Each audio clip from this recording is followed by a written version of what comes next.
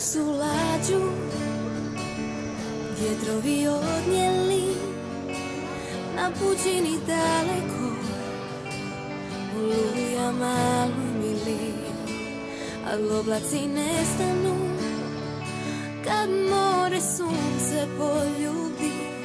Duša ti zna, više nisi sama, Bog je s tobom, On te ljubi, s tobom uvijek ostaje. Kada pritisnute boli, ta ljubav jača postaje. Kad te neka druga mora lažnim sjajem privuku, Bog te opet prima k sebi, tvojoj duši daje luku.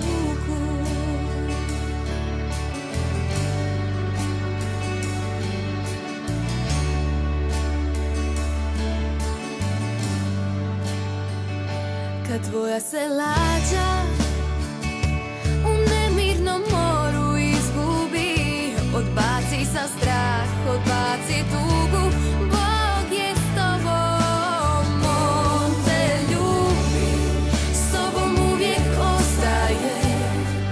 Kada pritisnute boli, ta ljubav jača postaje.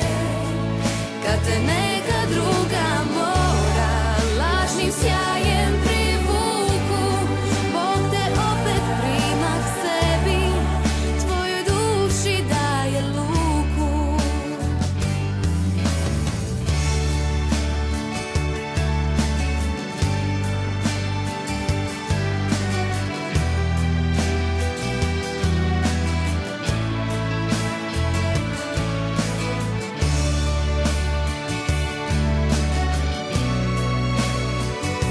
Odbaci sav strah, odbaci tugu, Bog je s tobom, On te ljubi,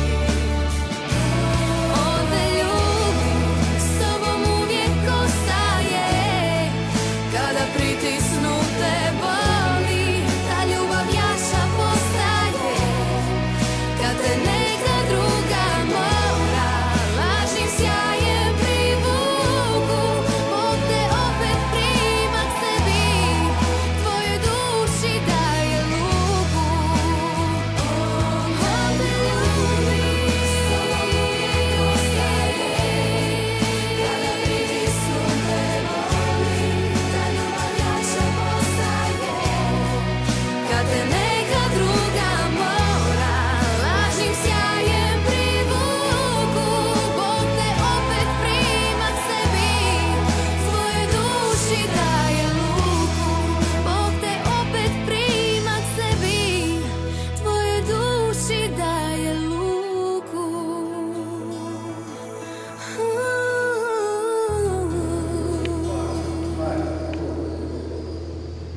Jedan pjesak za Mariju.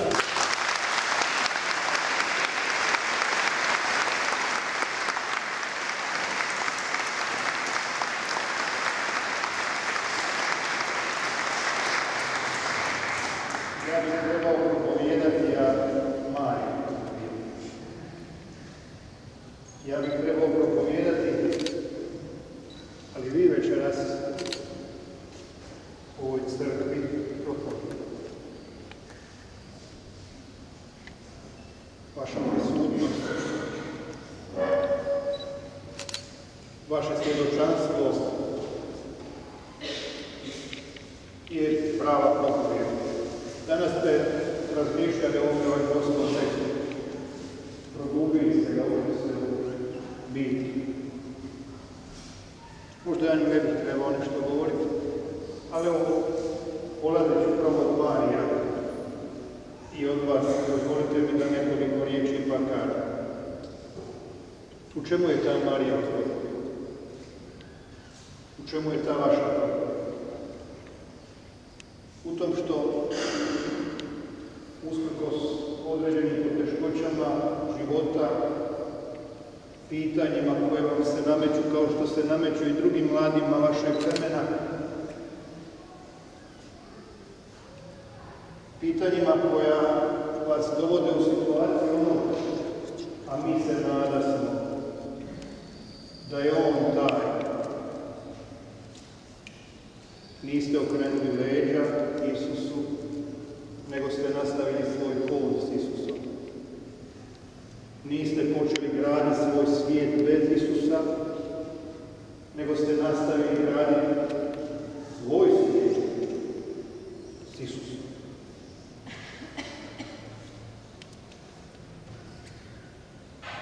Prije 300 godina je u liturgiju uvedena ova katedrala. Nešto ranije povijesti ove biskupije ovog grada se dogodio jedan puno teži problem. Govorio je o stanku rušenja stare katedrale, o 3.500 ubijenih potresu koji je poharao ovaj grad.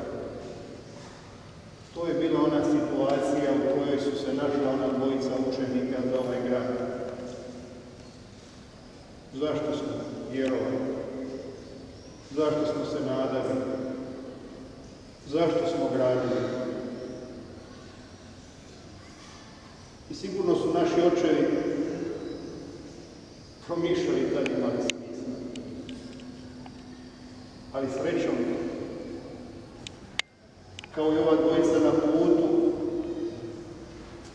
u bijegu od Isusa, susreli su Isusa i znali su da ima smisla. I plod toga je ova katedrala. Ali još više od ove katedrale, plod toga ste vi. Ona vjera koja je njih podigla na noge. Podigla je ovu katedralu. Podigla je ovaj grad. I učinila to da ono što mi danas jesmo upravo zahvaljujući tome. I što bi danas bilo potrebno, nego zajedno s ovom dvojicom na putu prema Emausu, u situaciji kad nam se čini da možda nema smisla, da bi možda bilo najbolje odustati, u situaciju u kojoj nam drugi kažu da nema smisla, u kojoj nam kažu drugi da to nije im. Pa šta ćeš tamo, dosadno je, glupo je. Postoji masu drugih načina na koji možeš potrošiti svoje vrijeme. Nije to to. Odluči se ipak usprkos svemu tome, kad susretneš Isusa, dozvoliti njemu da on uđe u tvoj život, da on zahvati u tvoj svijet, da ti dozove u pamet sve ono što je govorio i u Svetom pismu i u tvom vlastitom životu, a na različite načine je govorio u životima svakog od nas. I onda ga prepoznati u onom lomljenju kruha, iz te situacije prepoznavanja ustati i krenuti natrag. Da, put u Emaus je bijeg od Isusa. Bijeg koji se sigurno dogodio u onoj teškoj situaciji, bar psihološki našim očevima. Bijeg koji se toliko puta dogodio i u životu svakog od nas, kad smo mislili da je ovdje gdje nema Krista bolja sloboda, prostranije ravnice, sočniji pašnjaci, da je nekako to ono što će nas više zadovoljiti. Ali nakon svakog tog odlaska od njega događalo se razočarenje. I zato je potreban ponovno susret s njim. Hod s njim. Slušanje onoga što nam on ima kazati i što nam govori. Da bi ga prepoznali i da bi onda mogli, kad ga prepoznamo, ustati i krenuti prema braći i sestrama. No što se još mora dogoditi?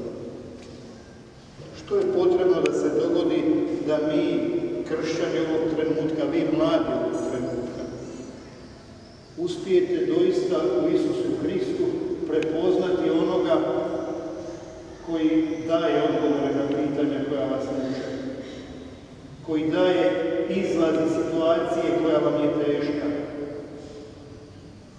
koji vas ponovno osokoljuje i kad ste u bijegu, da se možete prepoznati u bijegu i krenuti njim osnaženi natrag.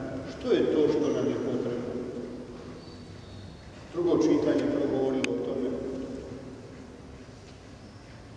Progovorilo o dva tipa mudrosti.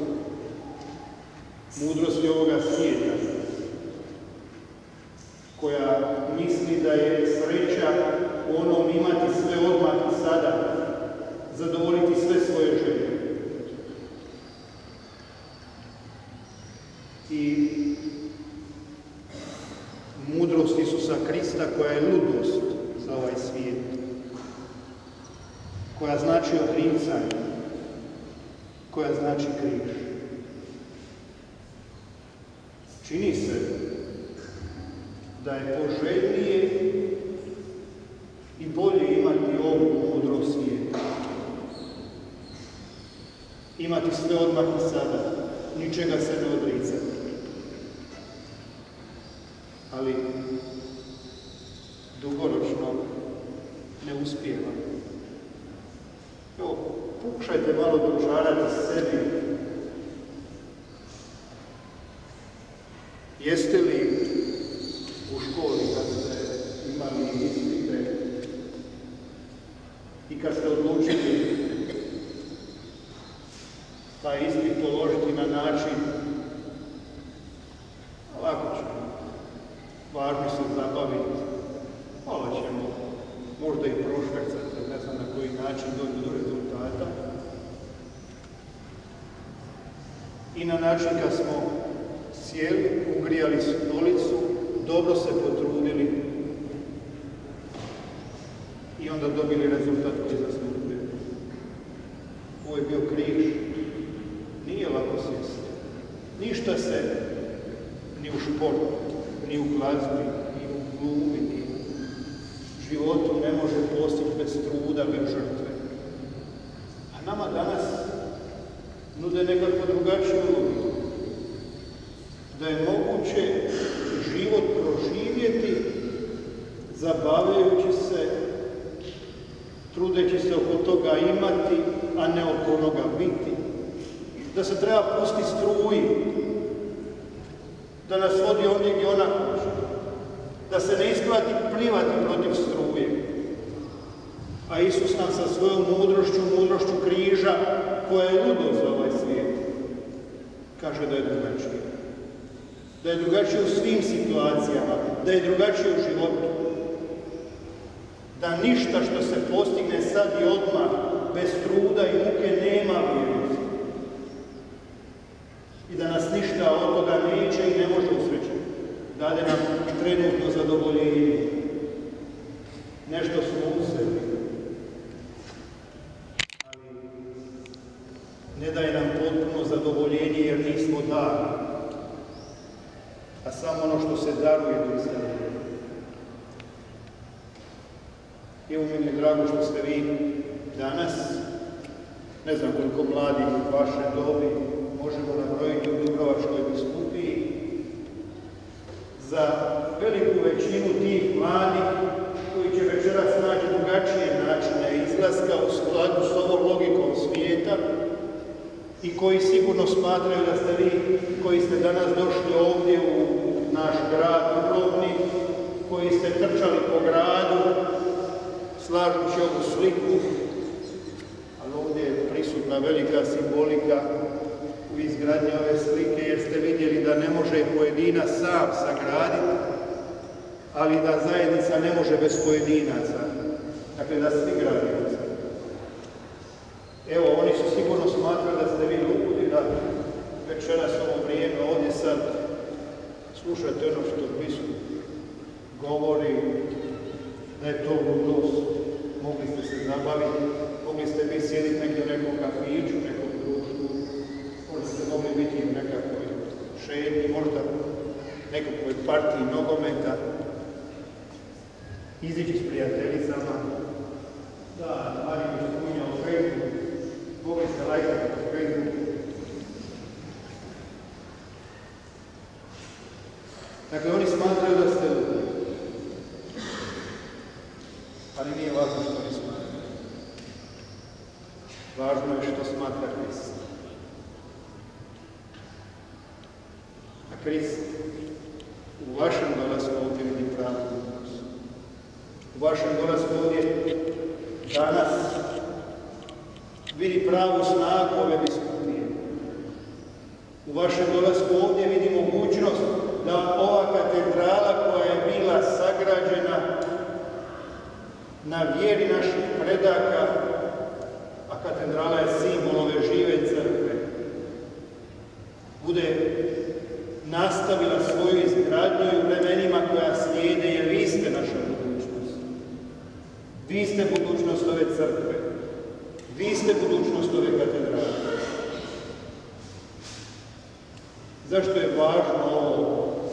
Da budemo mudri Kristovom mudrošću koja je ludo zastiva.